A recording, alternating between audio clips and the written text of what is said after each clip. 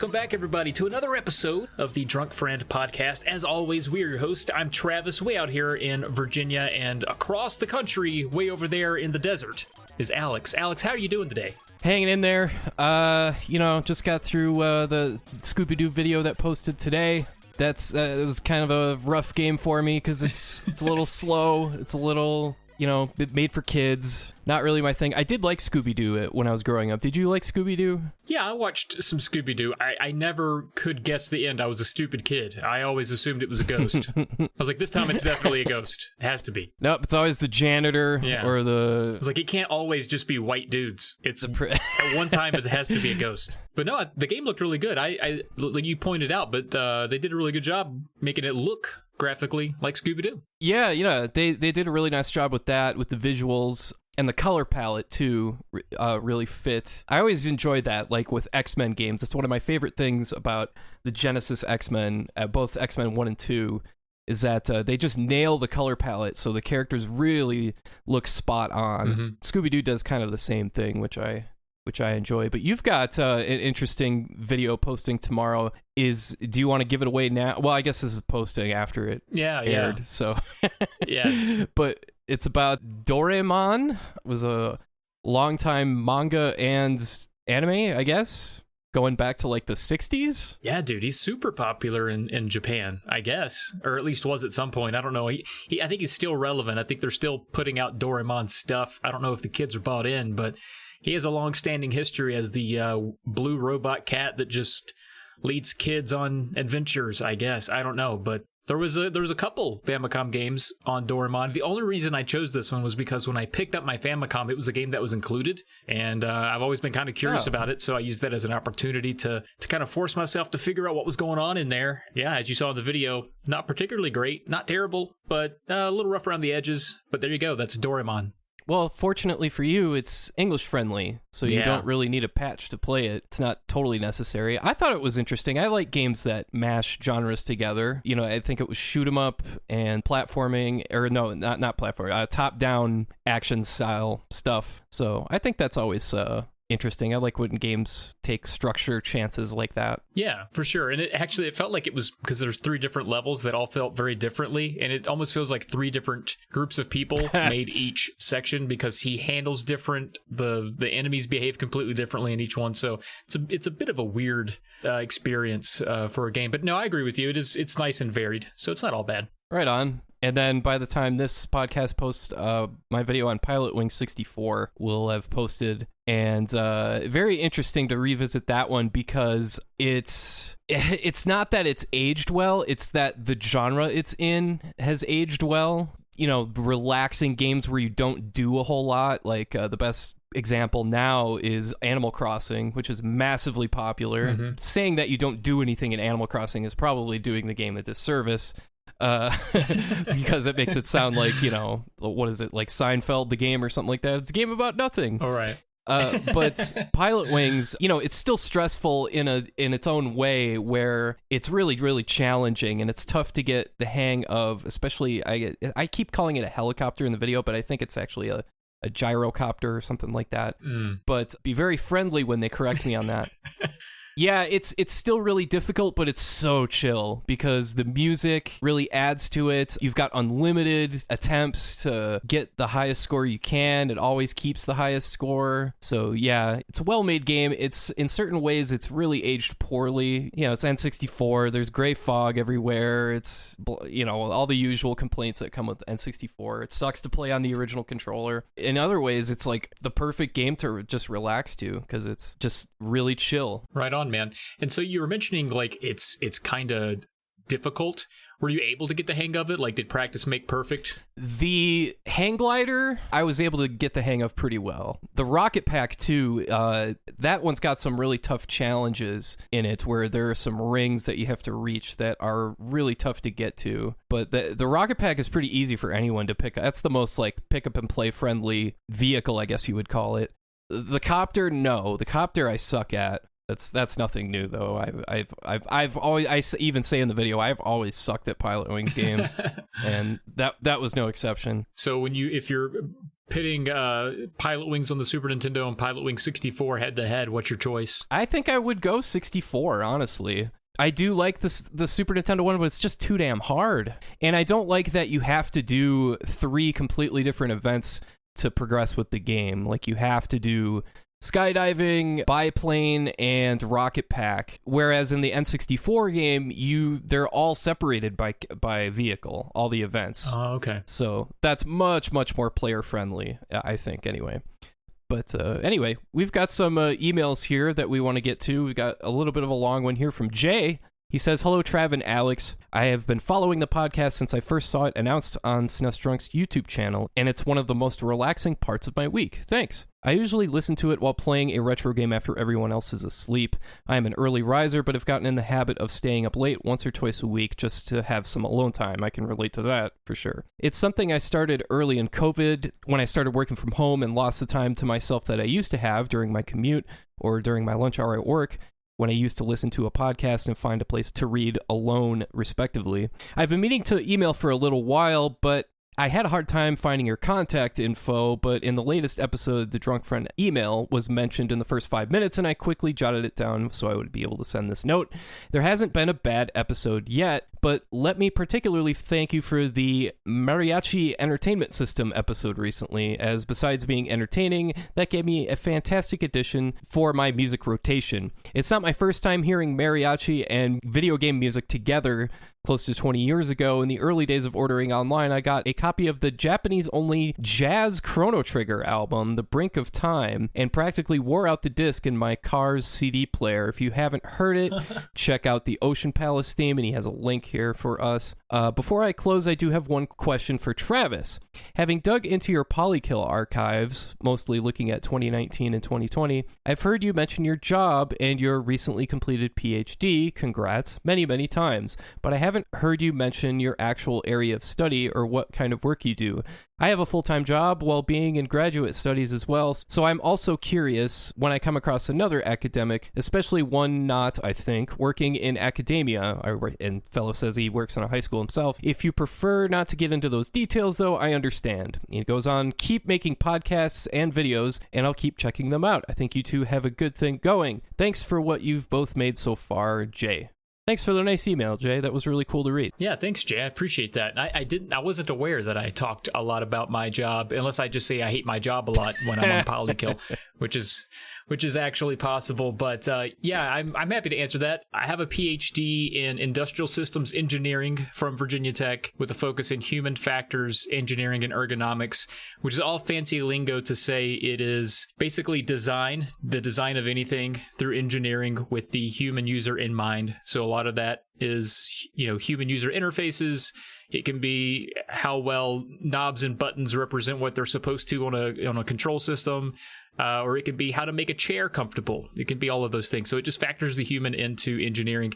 But what my job is specifically, I do research at an automotive transportation research institute and transportation in general. And so basically finding ways to make the roadway safer, make vehicles safer for drivers and users that can come in the way of making lighting better on the roadway for people to see at night, or making certain features of the vehicle more safe, or, any number of things. Any way you can tweak the transportation domain for the human user is basically what I cover. So that's pretty much it. It's really boring. I can't wait for one day to maybe do something else, but for now, it's what I'm doing. So I do still work in academia, and thanks for asking, though. A lot of people aren't interested in that, and you're probably asleep. So if I put you to sleep, I'm sorry. What would you say your favorite part of your job is, and you can't say logging off for the day? Probably writing episodes of Polykill and Tales of the Lesser I knew Me. you'd go there. Or episodes of NESFriend. No, I guess, to have a legit response, probably the design of the studies that we get to do. I get to design like how they work, how the participants are going to interact with the things that we're testing, and those kinds of things. So there's some control. What I don't like about it, though, is the amount of work and the time crunch that comes along with that. But hey, that's life, that's work. But that's just part of it. Do you have to do a lot of bug testing? Like, you have to break it first before you make sure that it's the correct solution? Does that make sense? Yeah, not really, because I think a lot of the times the way that we're operating is that someone says we have a problem that needs to be solved, and so we're just trying to solve the problem. So someone's already found the bug. Oh, I see. Okay. Yeah, that makes sense. But thank you, Jay. So we have another question here from Zachary. He says, the ending of SNES Drunk's video is what I actively share as an example to my associates on how to end their calls in our call center in spirit of good customer service. I had a new person join my team, and I totally called out the way they watched your videos because they were already ending their calls on it. Hilarious. Any lines ever stuck out to you from folks in your life that you find yourself adopting? I mean, how many times do I quote Bob Ross in every single podcast that we do? At least once, it seems like. Not just podcasts. In our DMs, there's at least 3 or 4 a day. Yeah. He's just fine. He's one of my heroes. I love how he phrases things. He's got a good he always had a good outlook on things. You know, happy accidents is one of my favorite phrases, one of my go-tos. Love that guy. What about you? Yeah, so I think I'm a huge podcast listener, and for a long time was very stiff about the way that I would communicate things or transition or talk to people. Like, even interviewing people on this podcast is kind of anxiety soup for me. Thankfully, there's 2 of us, so I feel like if it went south, we could take them. But there is some part of me that's very like reserved about that. And so in listening to podcasts for the last few years, there's one podcaster in particular that I borrow a lot of his, I guess, just mindlessly steal or soak in a lot of his phrasing that's good for like transitional segues or just kind of filling space. And he's on the Last Podcast Network, so he does a number of podcasts like Abe Lincoln's Top Hat. He does political stuff. He does Kind of Fun, which is a sports podcast. His name's Ben Kissel. He's a big, goofy guy. He's about 7 foot tall, but he's hilarious. I've actually had the chance to meet him. He just has these little, what I would call Benisms. And it's really kind of difficult to explain, but the way he'll like transition with the, all right, like it's just kind of the cadence with things. And I've just kind of soaked that in. I've really paid attention to the way he does things.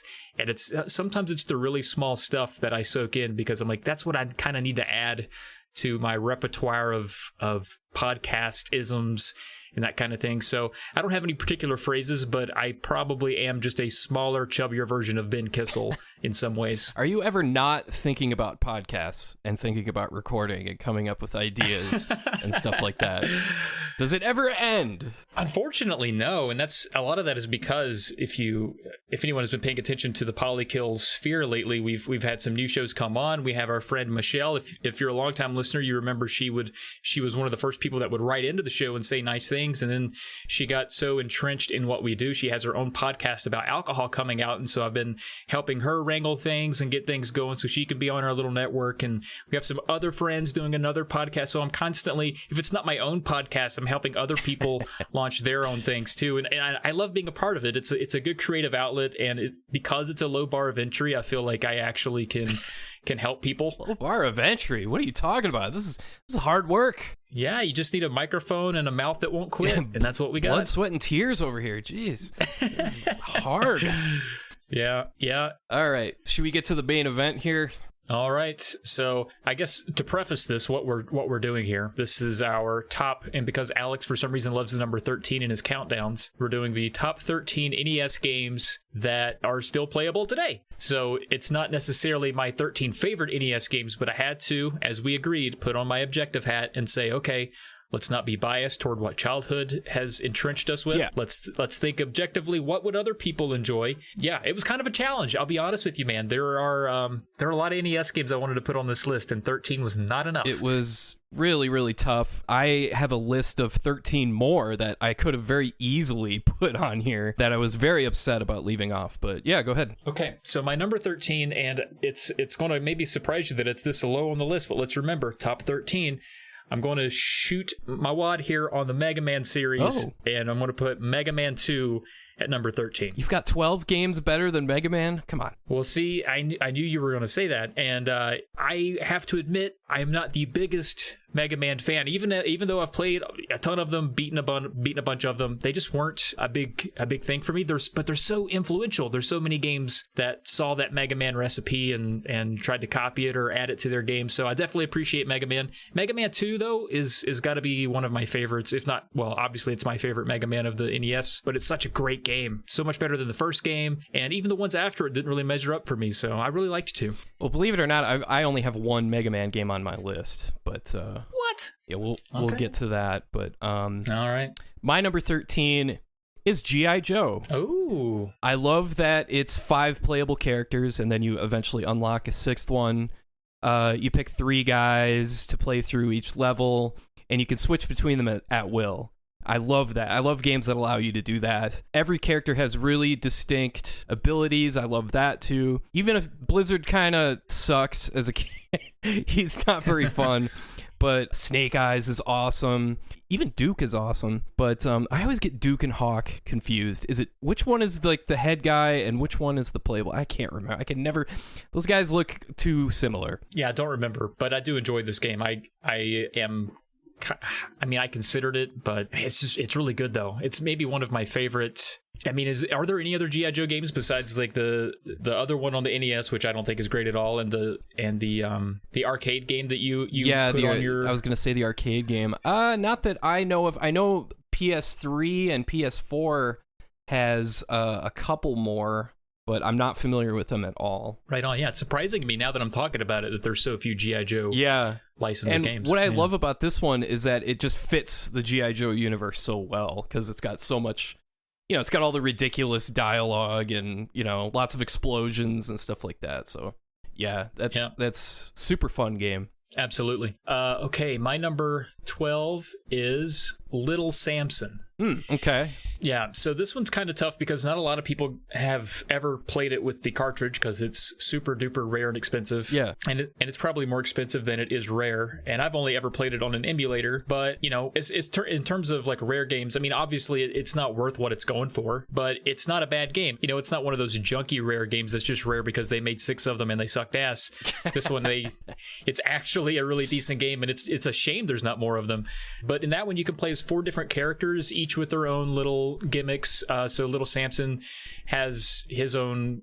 He's like a quick, small character. He can throw stuff, and then there's a dragon who can fly a little bit. There's a golem who's just kind of a big and bulky character, and then you're the mouse, and you can fit through like little holes and jump really high and that kind of thing. So it's another one of those kind of like the G.I. Joe game where you can switch back and forth between the characters to make it through a stage, and it ramps up the difficulty pretty nicely too. It starts out with its own tutorial level, so it lets you play with all the different characters, and that's how you bring all the characters together, and then it kind of opens up the game, and it's like, all right, now you have all the characters, go fight, do whatever. And it actually gets kind of tough, but it's one that, unfortunately, because of its rarity, a lot of people won't get to own, but you can still play it if you know what you're doing. So I confess I haven't spent very much time with that game at all. So that's one I need to get into, take a deep dive into. Yeah, it's fun. Who makes that game? Is that a Konami? That was developed by Takaru, I guess, and was published by Taito. So it was a late release too. It was a 1992 release, so that's the reason why it's another one of those that's very inspired by Mega Man though. It's in that Mega Man pedigree. So right on. So my number 12 is Tecmo Super Bowl. I don't even know what else to add to this game, other than sometimes all you got to do is say the title. And it's like, that's what it is. I just love the extra goofiness that comes with the game, though. They weren't satisfied just making a sequel to original Tecmo Bowl. I love the injury stuff. I love the injury music. The and it's like, oh no! It's like the earliest version of, how Fox uses like the piano version of their theme song when a player is injured and it sounds extra solemn. Yep. Like I like to think that Tecmo Super Bowl kind of inspired that. Yeah, for sure. And of course there's Bo Jackson. It's super fun to play as him and just destroy everyone. And I love that each team has their own playbook. But conversely, I hate that the Vikings playbook is awful. It's full of trick plays and like Anthony Carter end arounds, and it just doesn't. I love that team. It's got like Hassan Jones. I think either Wade Wilson or Rich Gannon's the quarterback. I forget. Yeah, it's a super fun game. Love it. So yeah, Tecmo Super Bowl is my number 12. All right. So my number 11 is going to be Teenage Mutant Ninja Turtles 3, The Manhattan Project. So this is the unsung third entry on the NES of the Teenage Mutant Ninja Turtles franchise, and by far the best in my opinion. It was released I think alongside the two Turtles games that came out for the Super Nintendo and the Genesis, so Hyperstone Heist and Turtles in Time, and it shares a lot of those levels. In a way, it's like it's the NES version. And the NES version has its own levels, and they're sort of reordered. Sort of like all three of those games were kind of like the same but different. And this one's really good. It's just a side-scrolling beat 'em up with the turtles. It's actually kind of long, which is good and bad, I guess, for a side-scrolling beat 'em up.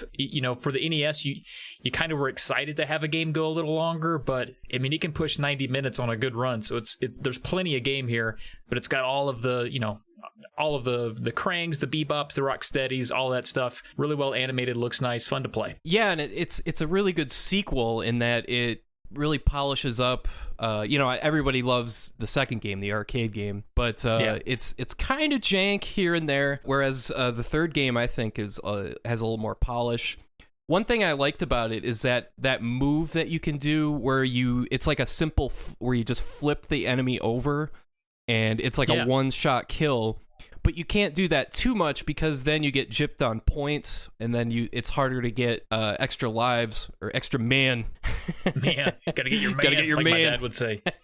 Yeah. But yeah, I always kind of liked that balance there of you can spam your way through this game, but you're still gonna lose lives, and it's smarter to go for more elaborate combat to get more points. Yeah, right on. Yeah, and it's a fun couch co-op time too, and it's still amazing to me.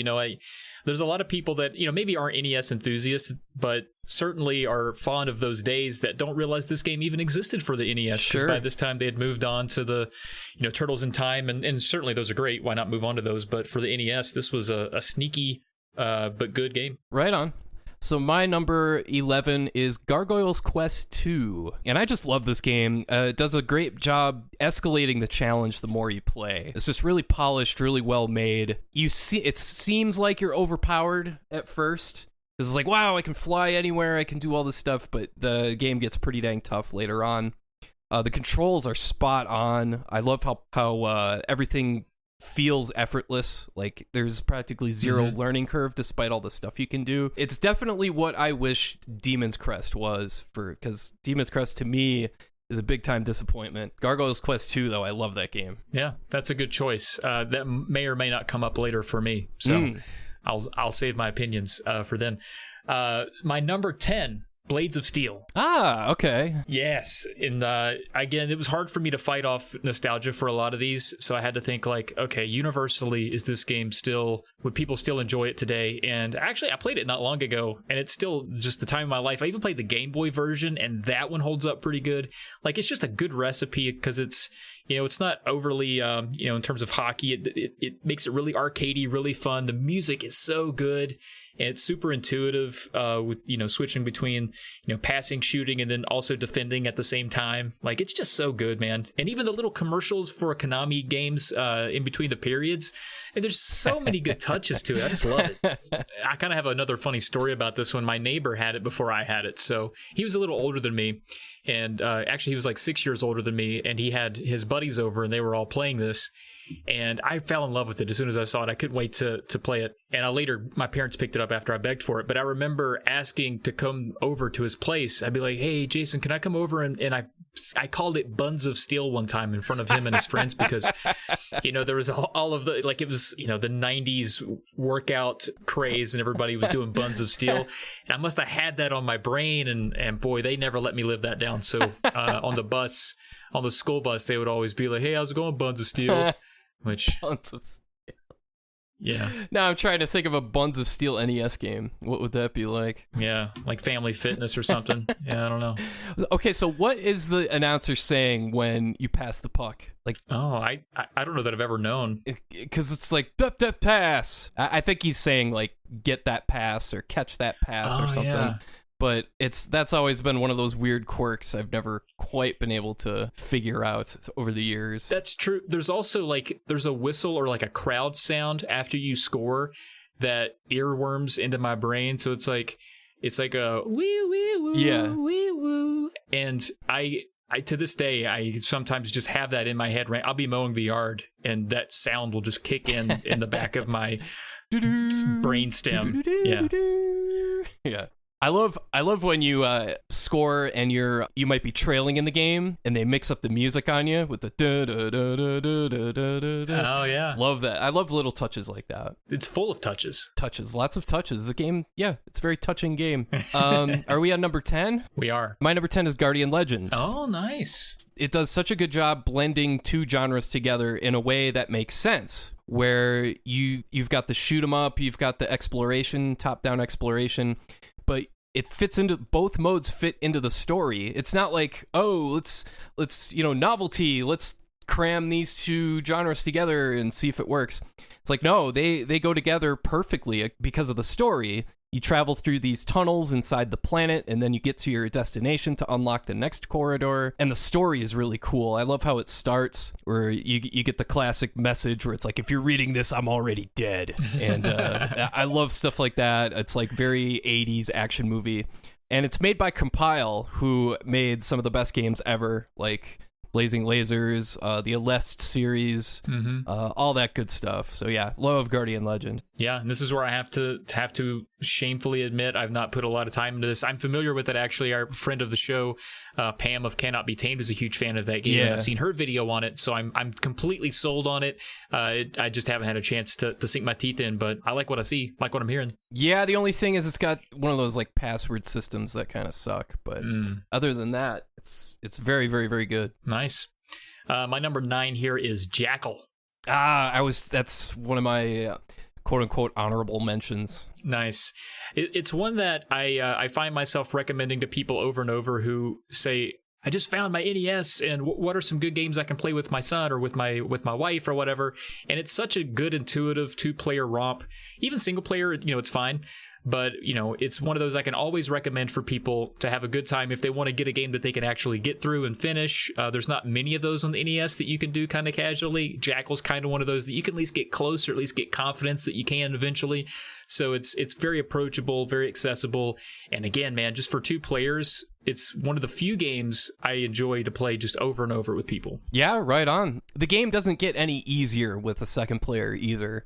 It just gets crazier. Yeah, it's true. It's sometimes when you have a second player, the game feels bearable, but in Jackal, that is not the case. And I think that's a good thing, because then you're both like screaming at each other, and it's good. Yeah. It's good times. Yeah, it's always good. I like games that are it's co-op. So that's one where you're both kind of working together for the same goal, and yeah, it's fun.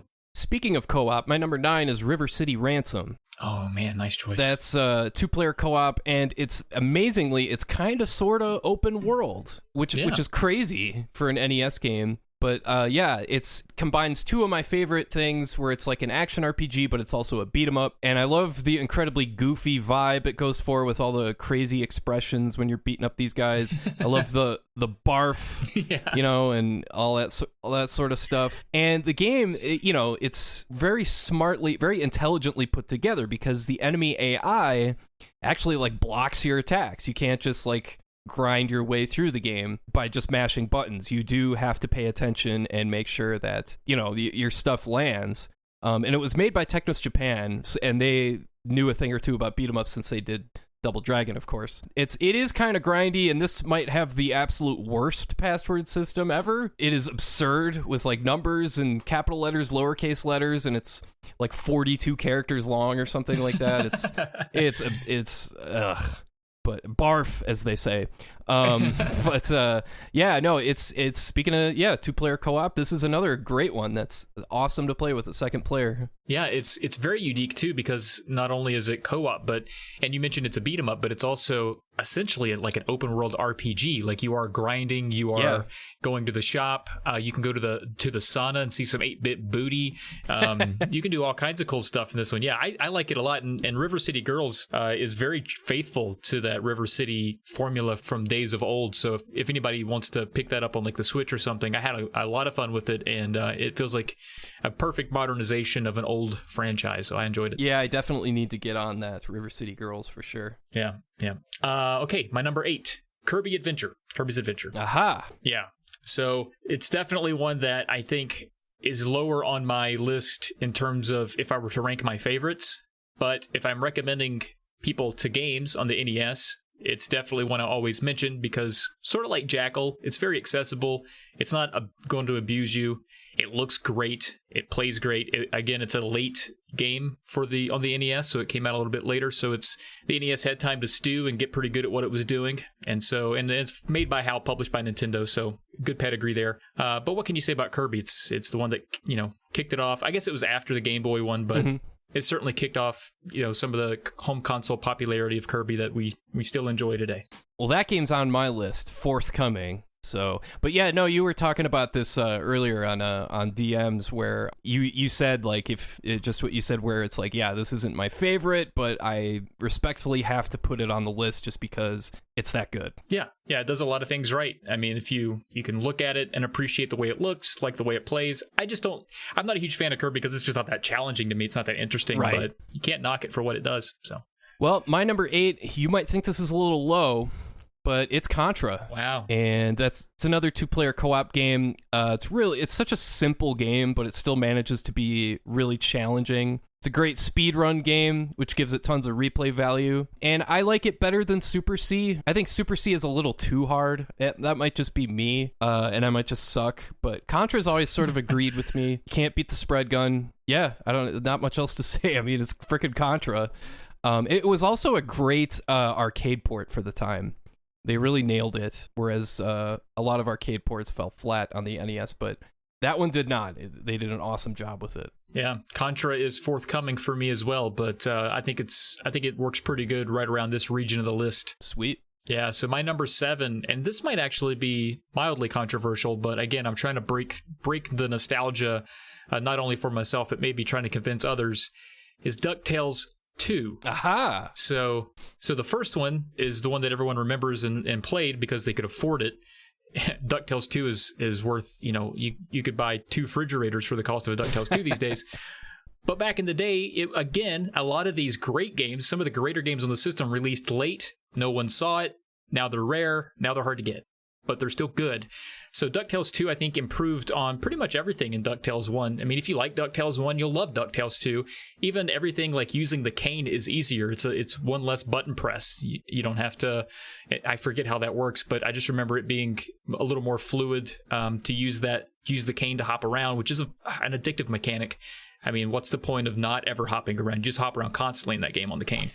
The levels are a little bit longer. It all makes a little bit more sense the way it's arranged. So it's definitely my choice between the 2 DuckTales, and it's a great game. I have not spent that much time with DuckTales 2. I do love the first DuckTales, but you make a good point about sequels though. If I were to do a top 13 SNES games list, most of those games would be sequels. It'd be like Donkey Kong Country 2, Mega Man X2, all sorts of Yoshi's Island and stuff like that. So sometimes it seems like a dev team just gets in a groove, and it's like, how can we make this game better? And they take what's already a solid foundation and polish it up even more. Yeah, it sounds like that's what DuckTales 2 does. Yeah, and so far, it's looking back so far, I have Mega Man 2, TMNT 3, DuckTales 2. So yeah, the sequel, it's not always going to be the most popular game. Like, most people are going to be like, oh, I love DuckTales. I never played DuckTales 2, so therefore DuckTales is my favorite. But I mean, if you played 2, I think you'd change your tune. It's pretty good. Right on. So my number 7 is Crystalis. Nice. And I love this game. It's way ahead of its time. It's an action RPG with most of the stuff you'd expect from like a 16-bit RPG, from, your typical JRPGs that would come later. And really, what I like about it is that it's really fast-paced. Your character moves very quickly, which can make combat kind of tricky at times, but you're not dawdling around. It doesn't take forever in a day to get from one area to the next. It doesn't take forever to complete dungeons or anything like that. I really like how fast the game is. And it's got a really cool story that's told really well, which is not common for 8-bit games in general. And the way it's told is awesome because you got to keep exploring and talking to people to fill in the blanks and to understand what the heck is going on and what happened to you and what happened to the world. Yeah, I've been meaning to play through that one again, actually. I really enjoy that game. So my number 6 is one that you mentioned already, Contra. And what can you say about it, man? I love it. It's great. High action. Folks, if you haven't seen Summoning Salts, our guest last week, if you haven't seen his video on the Contra speedrun, race, I guess you would call it. It is super entertaining. You might look at some of the Summoning Salt's videos, you'll see it's an hour long, and you'll be like, I'm not going to sit here and watch something for an hour. It is riveting. Like, the way he structures this video is super entertaining. The hour will fly by. Oh yeah. You'll just have to take my word for it, I guess. But yeah, it'll make you think of Contra in a whole new light. I've been interested in going back to that game as well, just to see if I can try some of those tricks and see if they work for me, or if I just suck, which is a strong possibility.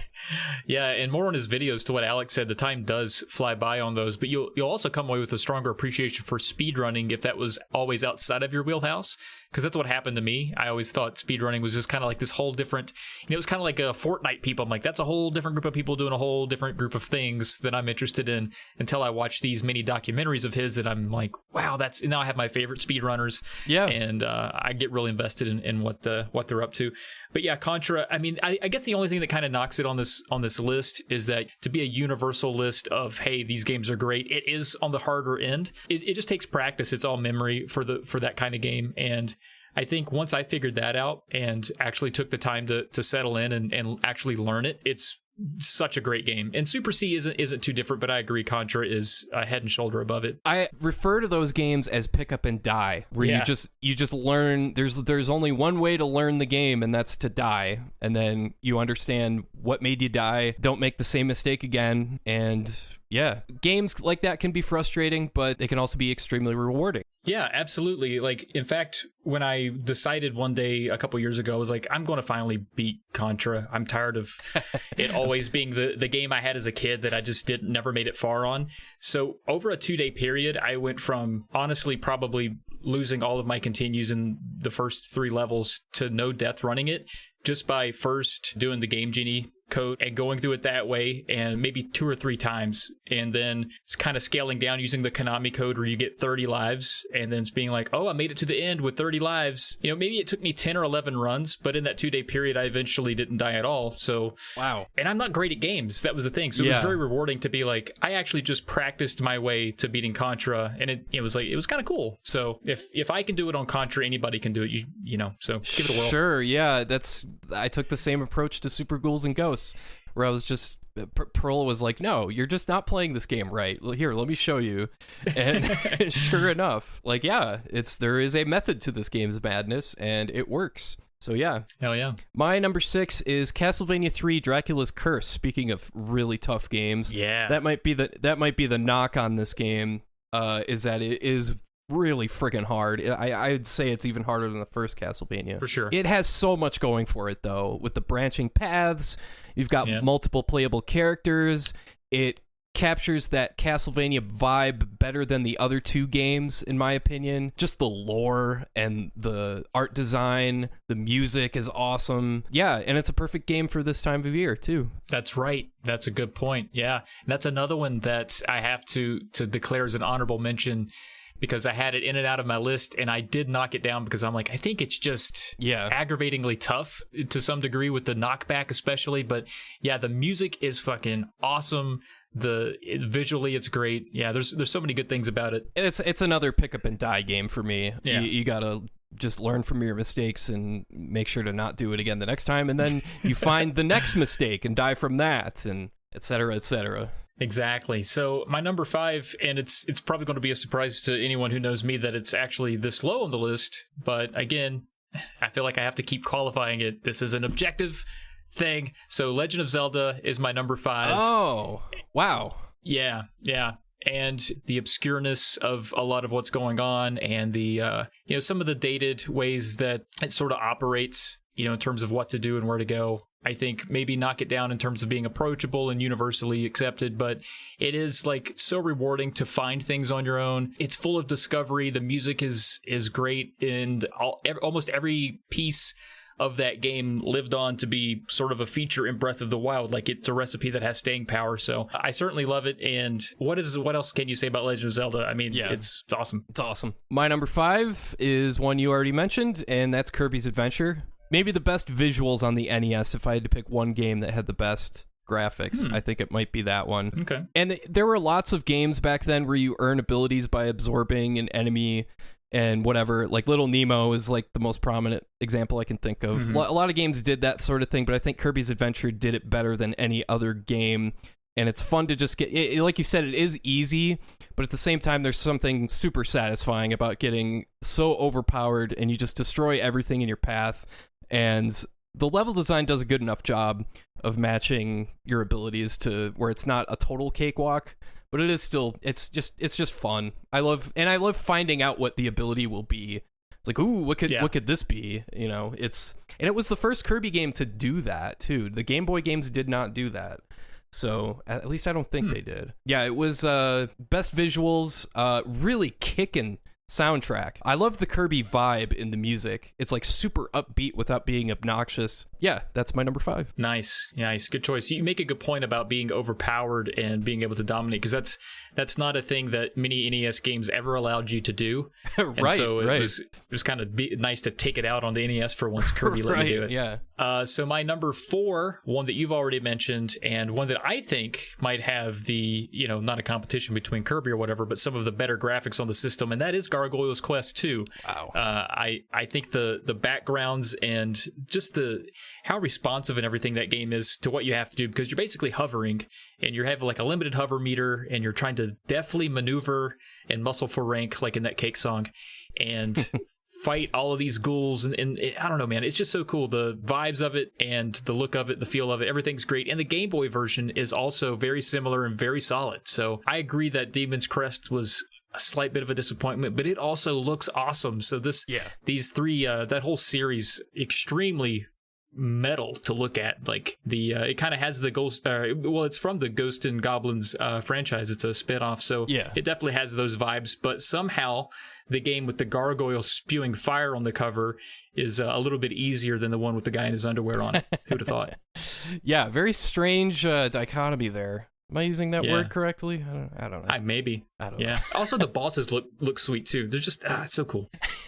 All right, so my number 4 is Mike Tyson's Punch-Out. There it is. I think it's a perfect example of what Nintendo does best. They take a really simple idea and just put tons of goofy personality into it. All the different characters, everybody from poor old Glass Joe to Super Macho Man, Mr. Sandman, Soda Popinski, to Mike Tyson himself, really. It's just another great speedrun game. Again, not to toot his horn again, but Summoning Salt has another great video on Punch-Out that will make you appreciate the game even more. I just love how simple it is. It really is just pattern recognition, but the patterns get so freaking elaborate and so fast that you really need to be like on your A game 100%. To even beat guys like Super Macho Man. Seeing speedrunners just like take that guy out like he's nothing is just blows my mind. He is so tough. Like, and that's before you even get to Mike Tyson.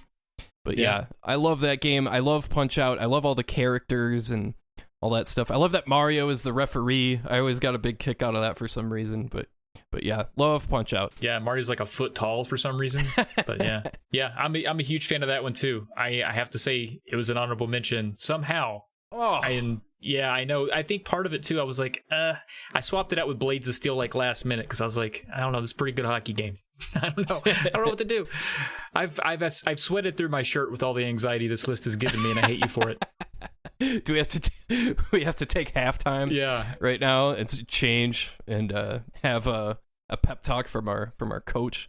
I think if we did this again a month from now, they wouldn't be in the same order. Absolutely. That's the thing. Yeah, absolutely. There's a couple I'm stewing over that I wish I could put on here somehow in particular. But yeah. So my number 3 is Gunneck. So you mentioned Compile earlier, and you mentioned Blazing Lasers earlier, which is the same developer, and it shows Gunneck and Blazing Lasers are very similar experiences. If you've not played Blazing Lasers on the TurboGrafx 16, it's maybe one of my favorite games on the whole system. Gunneck looks great on the NES. It is super fast, super smooth shoot 'em up, And again, it's one of those that came out super late and is very expensive. It's the damnedest thing, but it's so good. And maybe, and I'll say this with confidence, I'm pretty sure it's the best shoot 'em up on the system. Space shoot 'em up for sure, if that's your bag. It's actually loosely related to Xanac, which is a little rough around the edges and released about 5 years before. But Gunnac is, oh man, it's just so good. That's such a good pick.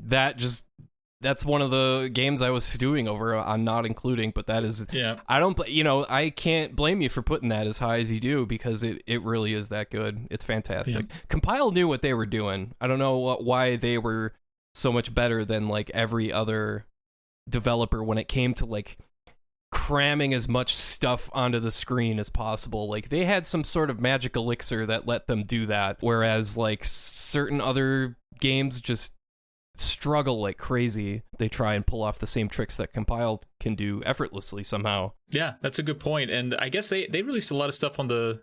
Did they go to the Super Nintendo as well? Yeah, they just did Space Megaforce, which is part of the Aleste series, yeah. Yeah, because they kind of fizzled out after a while, I guess. But yeah, like you said, they knew how to make things like fast and not slow down like many NES games were known to do. Right. My number 3 is Mega Man 3. Oh, the third one. I'm going 3 over 2. I just think in 2, and this isn't, 2 is obviously a great game. 4 is obviously a great game. I think in 2, the weapons were a little bit too overpowered, like especially the Metal Blade. Mega Man usually boils down to is the match between your abilities and the level and enemy design. If those things need to match and be in step with each other. And I think Mega Man 3 just did that better than every other Mega Man game, especially with the boss weapons in this game. And especially, this is something that's like kind of weird, something I don't hear mentioned very often, but the ratio by which your weapon meter depletes. Like, they didn't let you abuse, like, say, the magnet missile, which is obviously an overpowered weapon, but one missile took a big chunk of the meter, so you couldn't abuse the hell out of it. Whereas with Metal Blade, you could use that thing all freaking day and to like zero consequence. But yeah, no, I like the character. I love Shadow Man, Gemini Man, Magnet Man. And the weapons you got, the badass Shadow Man Ninja Star was so cool. The Gemini Man laser that bounces off of walls. And I think it's the best of the 6 on the NES. Interesting. I find that to be very interesting. I didn't know what your choice would be here. I always knew you were a Mega Man guy. You have a good memory for... you probably know all the weapons and all of the bosses and the recipe for beating all of them. So I think it's interesting to hear a Mega Man aficionado speak with authority on this. I wouldn't consider myself as such. I'm one of the plebes, one of the many that think the second one is better. But to be fair, I can't really separate a lot of them out in my head because a lot of it kind of runs together. I think I beat them all within the same few years. So that's interesting that 3 sticks out the most for you. That's very interesting to me. You know what it is about 2, I think, that sticks out for most people? I think the soundtrack in 2 is head and shoulders above any other Mega Man soundtrack. It has so many catchy tunes, and like Bubble Man's theme is just immediately like, oh god, it's like every single track is, and games didn't do music like that back then. It sounded like like a rock band was in your NES jamming out. But and yeah, Mega Man 3 soundtrack is still good. Snake Man's theme is so badass. The yeah, I could go on all day about Mega Man, but yeah, 3 I think is just better put together. Not to say that it's flawless, because it does have some big time slowdown issues at certain points of the game and some flickering issues. Yeah, I just think 3 has a better balance of level design, enemy design, and Mega Man's range of motion and all his abilities, even with all his weapons. And I think they did a nice job with preserving your weapon. You can't abuse them like you could in the second game. Interesting. Okay. Very good. Yeah, I probably need to replay through them again, to be quite honest with you. Maybe not the first one, though, because who's got the patience? But the second one and third one for sure. Right on. Need to refresh myself. Number 2 for me, Tecmo Super Bowl. So you've already talked about it. It's high on my list. It's very high on my list. Wow. That is high. Yeah, and I think it's because it kind of is a universal favorite. I think this is a game that appeals to people that also don't play sports. It's widely known. It's memed. It's pop culture reference all over the place as a sports game, which isn't very common. And I think it set a big precedent. It's got great music. It used players' names. I mean, it did everything right. There's not really a complaint about the game, to be honest with you. It's fun 2-player. It's fun single player. It has seasons. It's so cool. You make two really good points here. Number one is the music. I didn't even think of that. It's got such good music. There's something about Tecmo. When they moved their franchises from the NES to the SNES, their music sucked. And it always... Oh, really? Yeah, it doesn't. It just doesn't sound right. Like they did it with Ninja Gaiden Trilogy, where the music just sounds bad. It's like, what were you guys thinking? This is terrible. But yeah, same thing with Tecmo Super Bowl. When they released the Super Nintendo edition of that, the music just wasn't as good. It wasn't nearly as good, in my opinion. But and that's the other big point you made was the fact that you don't have to be a football fan. You may not care about football. And I'm sorry, American football. We don't want to offend our Euro friends or Correct. our South American friends. Exactly. Or our Asian friends, for that matter. They might say football. We don't want to offend any friends. No, nobody. Please don't kill us. But yeah, even if you don't care about sports or football, this is still a fun game to play. Yeah, absolutely. So my number 2 is Super Mario Brothers 3. Oh, coming in number 2. So yeah, and this is one of those games where it's like, what else could you possibly say? It blew the doors off the system when it came out. It was way ahead of its time with the overworld and all the different themes. That's still my favorite part of the game. I always like to compare it with Mario World. And that's one major advantage it has over Mario World, is all the different themes each world has. Like, who doesn't love, like, the giant world? Like, that's so... what a trip that was to see for the first time. It's so freaking cool. And even, like, the desert level at the second world, like, that's fun. The music matches it and everything like that. And, God, that game gets hard at the end, though. I don't know if it's just me. I never hear that game mentioned as being hard. Oh, I think it's tougher. You have to, like, repeat that one section, and it's like the ship or something, or like maybe you're in hell. I can't remember. But yeah, that's tough. You're basically in hell. Yeah, both figuratively and literally. Yeah. The thing I can't stand about Mario 3 is there's just too many auto-scrolling levels. I cannot stand auto-scrolling levels, and I can't stand when they keep doing them. I just... because when the screen keeps going, I think AVGN mentioned this, and it was such a good point. When the screen keeps going, and you can't keep up, it's like, what kills Mario? The screen? Like, what in his world has killed him? It makes no sense. It always drove me crazy. Yeah, I just cannot stand the auto-scrolling stuff, and that's the one advantage I will always put... Mario World over Mario 3, because Mario World doesn't have nearly as many auto-scrolling levels. Good point, yeah. And this is a good segue, because Mario 3 was my number 1 choice. So just continue to talk about it, I guess. But right. What do you like best about it? Actually, everything you covered pretty much all of it, and I feel goofy trying to praise it because I feel like we don't really need to on this podcast. I felt really stupid trying to tell people. I was like, Legend of Zelda is a good game. It's got Zelda in it, and it's got Link in it, and swords and stuff. It's like, yeah, people know it's awesome. But I think for me, the thing that sticks out is just how big of a leap it is over the two predecessing games. It's over the original Super Mario Bros. and Super Mario Bros. 2, which was just a completely different flavor. And this comes out and it just kind of knocks your socks off because it looks almost ready for the Super Nintendo in a lot of ways. And it's very deep.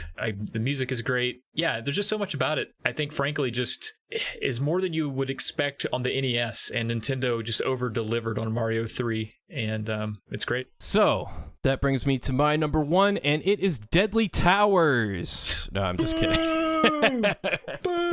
I always got to do that. I always got to go for the obvious, the obvious joke. No, I got to go Legend of Zelda as number 1. All right, good deal. Yeah, no, it's another one of those. You talk about Tecmo Super Bowl, where you don't have to be a sports fan to enjoy that game. In my opinion, with Legend of Zelda, you don't have to be a fan of video games to get into Legend of Zelda. I think it's a gateway game. It always has been, to get people into games, because it really is just like, here, take this. You'll need it. What the hell's the line? I can never remember what he says there. It's dangerous to go alone. Take this. Yeah. And then you're on your own, and you can explore anywhere or almost anywhere, and you just got to figure stuff out as you go. The game is, with a few major exceptions, the game is reasonably intuitive, except for stuff like that bush that you have to burn in the middle of nowhere. Yeah, and Grumble guy. Grumble guy, yeah. Hungry Goriah. Yeah. That's definitely it can be a deal breaker for some people, and plus it's almost like I love the action in Zelda games like that, because it really is like a top-down beat 'em up. Like, where it's just you and a sword, and you're just hacking away at stuff. It's pretty simple. Yeah, absolutely. And there's not any issues with like hit detection or anything like that. Yeah, you can only move in 4 directions, but it's not that big of a problem. The game does get pretty dang hard. Of course it does. It's the NES. Especially when you have to deal with those damn dark nuts. Oh, those things. The whole room of them. The blue ones. Oh, the blue ones. If you run out of bombs, you're screwed. Yeah. Yeah, for sure. Yeah, it's fun, man. I talked myself out of putting that game higher on the list, but I was like, no, you're just nostalgic. You love it too much. You just need to think about it as an objective, reasonable human. So I'm happy you put it there. So I kind of feel guilty that I didn't now, but it's such a great game. That's how I was with Mega Man. I wanted to put it number 1. I wanted to put Crystalis way higher. So let's start talking about our the ones that were hardest to leave off. Yeah. If you had to name a few that were just slam your fists in anger on your desk, or I don't know, made you frustrated that I suggested this for a podcast subject, what would that be? Well, we listed some of them. So Punch Out, I wish, was one that I could have found a place for. I feel like there was another one that we mentioned that I was sad that you actually mentioned, but I didn't. Maybe Guardian Legend. Blaster Master is one that I really enjoy that I hated that I had to leave off. There's some puzzle games that I think are great, especially on the NES. They're probably, improved upon later, but things like Dr. Mario and Tetris, those are great NES games. Yeah, Dr. Mario is, I think when we got the NES Classic, I think the most playtime we have on that is with Dr. Mario. Yeah, exactly. And there are some that probably wouldn't have made the list. They were always going to be sort of on the outside looking in, but some things like Kickle Cubicle or Adventures of Lolo, some of those games that are really well made, they just don't have the oomph to land them in a top spot, but just some things like that come to mind. What about you? I think the hardest one for me, I really wanted an excuse to talk about Gimmick, because that's a PAL region exclusive. That game is just way too hard, though. Do you know which game I'm talking about? It's the one where you play as that little green guy and you create a star projectile and it bounces around and you use it as a platform, you use it to destroy enemies and stuff. It's really, really good, but it's so tough. Yeah, I've not had a chance to play it myself, but I'm aware of it. Yeah, that was on the list for the longest time, but it got bumped at the last minute. Maniac Mansion was another one. Bubble Bobble. I didn't have DuckTales on my list, which I was like, how can I not have DuckTales on that? Like, that was really tough. One game that doesn't get enough love is Vice Project Doom. That's a good one. That's an awesome game. It's kind of gimmicky, where it throws 3 genres together, but it still works. It's really interesting. Gunneck was another. I wanted to put a shoot 'em up on the list, but wasn't to be. And of course, there's like Batman, Ninja Gaiden. Yeah, I'm surprised Batman wasn't on your list. I think it's just too hard to recommend. Like, that Joker fight is just stupid unfair, and that and there's like some enemies in level 3 that just hound you to death that give me nightmares still. So maybe it's personal, but I do love that game. It's such a reward to beat. I would say all 3 of the Batman games on the NES are pretty fun, but the first one is the bomb. There was another one here. Oh yeah, you mentioned River City Ransom. That was one that I was sad that I didn't fit in. And, Metroid is one that I think it loses a lot of favor with people because it's so obscure and so hard. But that's another one kind of like Contra, where once I like honed in and just settled down and focused on it and made it the thing that I was going to do and actually beat, I got so familiar with it. I kind of became one with it and really appreciate it. But I definitely understand why a lot of people kind of shy away from listing it very high on the list. All that game needs is a map on either, on the pause menu or something. It just needs a map. Yeah, that's true. And if it had a map, it would be top 5 for me. Oh, right on, yeah. But otherwise, it's just, I don't want to be drawing all this crap, and I have no idea. Everything looks the same. I don't know where I am. Have I been here already? I'm going in circles. It's too... There are ROM hacks out there that help you out with having even an on-screen map. It's a little tiny one, but even that helps. So, yeah. Yeah, and Bionic Commando might be another one. That'd be the last one I would toss out as a top 20 or so game. Just for the ending alone. Yeah, it's pretty awesome. The exploding Hitler. You can't beat it. Yeah, I guess I really wanted an excuse to put 2 Mega Man games on there, but it was not to be. I do. It's funny though, because when we were coming up with the idea sometime in the middle of last week, you're like, just so you know, it's none of this one sequel bull crap. If I want to put all 6 Mega Men in here, I'll do it. And I was like, oh god, the first 6 are going to be Mega Man. I just know it. I was tempted to do that, but no. Cool. All right, so that's been it. So now that we've been canceled, a lot of people are upset their favorite games weren't where they were supposed to be. That's great. Send all your angry emails, please, to drunkfriendpodcast@gmail.com. But first, some listener questions. This one comes from Emmett. This one kind of goes to you, I think, but I'll answer as well. It says, besides Waterworld, what is your favorite SNES soundtrack? Besides Waterworld, well, Waterworld isn't my favorite. I just think it's awesome. It's really, really good. Oh, I might be biased because of the time of year, but Super Castlevania 4 just does it for me. That's a good one. Every little piece of that soundtrack, even the little bits between levels that show the map. I love every track. Is just awesome. Secret of Mana is up there for me. Although there are some tracks on Secret of Mana that are kind of annoying, like when you're in the caves and you meet the dwarves for the first time. Ugh. That one's up there for me. Of course, Chrono Trigger. Of course, Final Fantasy VI. But if I had to pick one, it would be Super Castlevania 4. Good choice. I think mine's going to be NBA Live 96. No, I'm kidding. Dude, that opening track. It's a banger. I like It's like, what is this, like freaking Slayer? Like, Jesus. Doesn't belong on that game. But my choice would be, and I don't know if I can just choose Soul Blazer anytime somebody asks an SNES related question, but I do love that soundtrack quite a bit. And I should point out that my co-host on Polykill, Steve, a.k.a. Blink, is streaming that, or has been streaming that. Who the hell is Steve? Who's Steve? Who's Steve? I'm just realizing I'm plugging it. I think he's going to finish it tonight, 4 days before this podcast comes out. But anyway, check out Steve's streams for future good soundtrack games, I guess. I don't know where I'm going with that. But yeah, Soul Blazer would be my choice. That's slap bass. That's right. We just need a whole podcast of you doing mouth music. Yeah, the whole podcast, 1 hour. So did you guys get rid of Coolor, or you're just the intro and outro?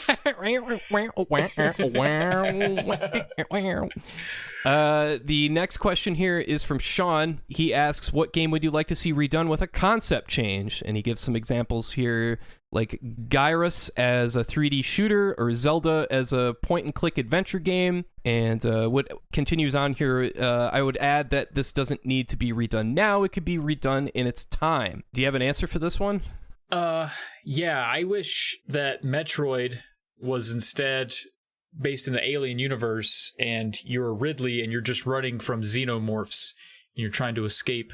It's like Alien Isolation, but it's like on the NES. Ooh. And you're just running and hiding, and you're finding weapons to launch at it to see if you can actually kill it, or find your escape pod. There we go.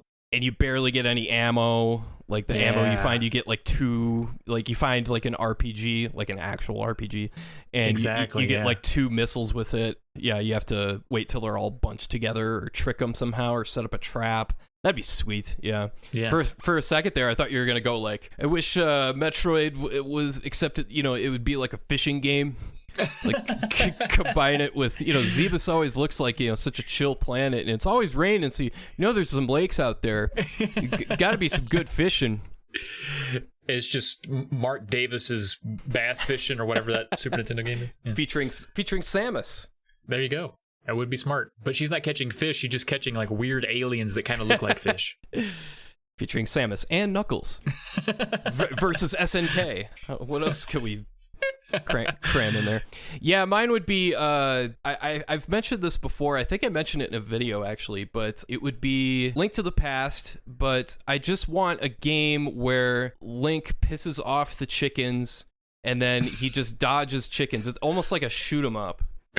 And he's just flying around using, his sword projectile, shooting chickens and dodging them as they fly at him like crazy. Nice. So I feel like that could be like a Doom mod. You're just your first person Link walking around shooting your sword at chickens. Someone do it. Get on it. Somebody get on that. Yeah, I would play the hell out of that.